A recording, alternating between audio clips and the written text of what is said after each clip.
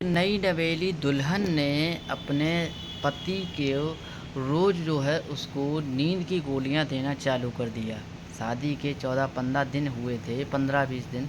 और तभी से उसका प्रेमी उसको नींद की गोलियां लाने लगा और वो उसको नींद की गोली दे देती थी ताकि वो सो जाए, उसके साथ शारीरिक संबंध ना बनाए। ये बात उत्तर प्रदेश की है।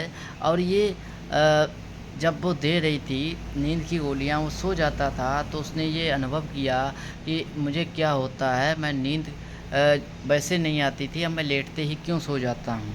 जब उसने अपनी पत्नी से कहा तो पत्नी ने उसी रात जो है अपने पति का गला दबा दिया।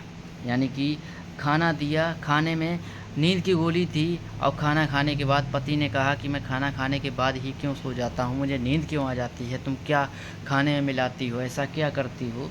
तो ऐसा करने के बाद जो है उसे नशा हो जाता है और वो सो जाता है। और जब पत्नी ये जान लेती है कि अब इसको पता चल गया है कि मैं नींद की गोलियाँ मिलाती हूँ या कुछ मिलाती हूँ उसके खाने में, तो उसने उसका गला दबा दिया। गला दबाने के बाद उसको मार दिया।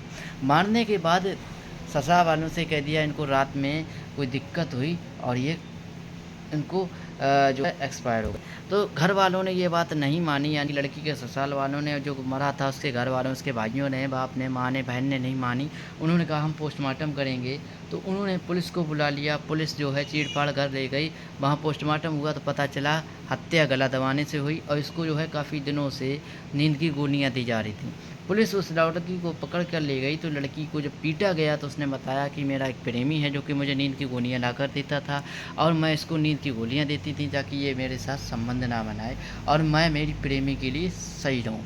तो आप अगर शादी करते हैं और बिना छानबीन के करते हैं तो भाई छानबीन करके शादी करो, क्योंकि आजकल यही होता है। अगर लड़का मर जाए तो लड़की के घरवाले को, लड़की को, किसी को सज़ा नहीं होगी। अगर लड़की मर जाए, फांसी लगा ले, सल्फास खा ले, कुछ भी कर ले, तो लड़के का पूरा घर और साथ में लड़का भी जेल में जाएगा। ये कानून बहुत गलत है और इस कानून का फ़ायदा बहुत गलत उठाया जा रहा है। पहले ज़माने में बाप ये कहता था कि बेटी तुम्हारा घर है, तुम्हें रहना है, जैसे रहो। अब के ज़माने में बाप कहता है कि चलो दहेज एक्ट लगा देंगे, सालों से कुछ ना कुछ तो मिलेगा। तो ये कानून का फ़ायदा औरतें उठा रही हैं, बहुत गलत फ़ायदा उठा रही हैं। इस कानून का विरोध होना चाहिए, इस कानून का हटाना चाहिए या इसमें कुछ संशोधन करना चाहिए कि जब लड़की या उसके घरवाले दहेज एक्ट लगाते हैं या घरेलू हिंसा लगाते हैं तो उसका कोई प्रूफ़ हो, तब ही लगेगा, उससे पहले नहीं लगेगा। ये होना चाहिए, नहीं हुआ तो समाज की ऐसी तैसी है।